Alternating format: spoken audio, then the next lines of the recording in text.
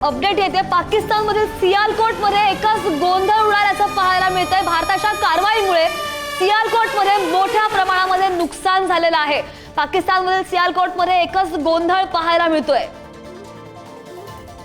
भारताच्या कारवाईमुळे सियालकोटमध्ये मोठ्या प्रमाणामध्ये नुकसान झालेलं आहे। जवळजवळ 12 शहरांवर पाकिस्तानच्या भारताने हल्ले केलेले आहेत आणि भारताच्या कारवाईमध्ये आता सियालकोटमध्ये मोठ्या प्रमाणावर नुकसान झालेलं आहे। घबराट पसरलेली आहे।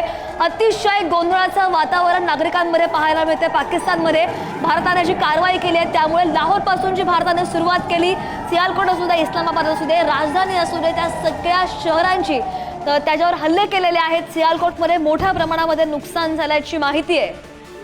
जवळजवळ 45 मिसाईलच्या वेळी भारताने डागलेली आहेत पाकिस्तानवर।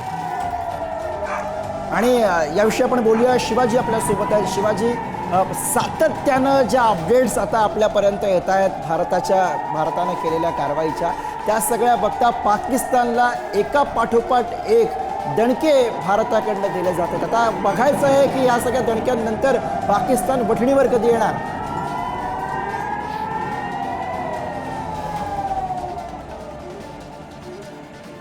झाला नाही तर सकाळपर्यंत त्याने जर कुठलाही अटॅक भारतावरती करण्याचा प्रयत्न करण्यात आला तर पाकिस्तानचा चेहरा मोहरा भारत रात्रीतून बदलून टाकेल। कारण सीमेवरती ज्या पद्धतीने अटॅक करण्याचा प्रयत्न करण्यात आला होता तिथेही भारताने पाकिस्तानला चोख प्रत्युत्तर दिलेलं आहे आणि पाकिस्तानची जी महत्वाची शहरं आहे ती आता भारताने लक्ष केलेली आहेत। त्या ठिकाणचे खास करून लष्करी तळावरती भारताने हल्ले केलेले आहेत आणि पाकिस्तानची जी शहरं आहेत त्या ठिकाणी मोठ्या प्रमाणात गोंधळ उडताना पाहायला मिळत आहे आणि पाकिस्तानला जसेचे तसे उत्तर जे आहे ते भारताने दिलेले आहे।